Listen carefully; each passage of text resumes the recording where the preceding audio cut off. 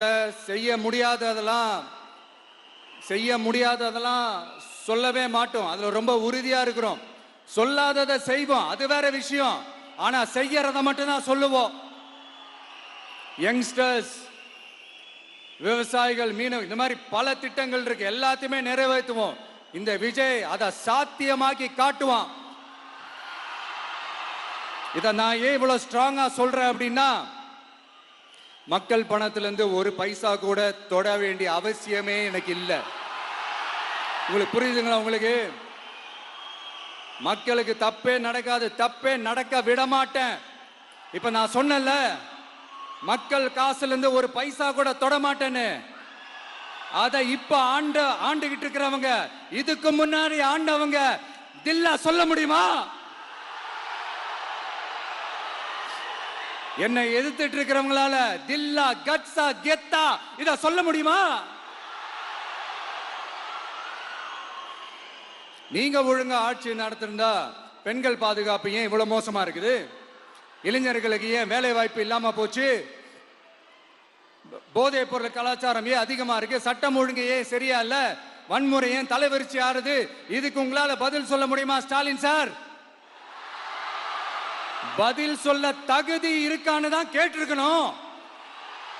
ஆனா கொஞ்சம் நாகரிகம் கருதி அப்படி வேணான்னு பாக்குறேன். 2.5 வயசு குழந்தைய துள்ள துடிக்க உங்க திமுக நிர்வாகி ஒருத்தன் கொன்னானே, அதுக்கு என்ன பதில் சொல்ல போறீங்க?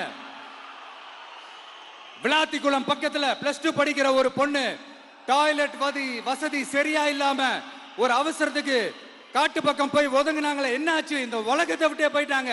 அதுக்கு என்ன பதில் சொல்ல போறீங்க? இந்த பிள்ளைங்களை உங்களால திருப்பி கொடுக்க முடியுமா சார்? 5 வருஷமா போலீஸ் டிபார்ட்மெண்ட்டை கையில வச்சுக்கிட்டு என்ன சார் பண்ணீங்க?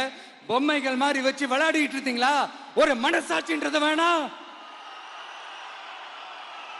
நாங்குநேரி பிரச்சனையை பத்தி பேசினா அது போதையில நடந்துச்சான், போதை பொருட்கள்னால அது நடந்துச்சான்.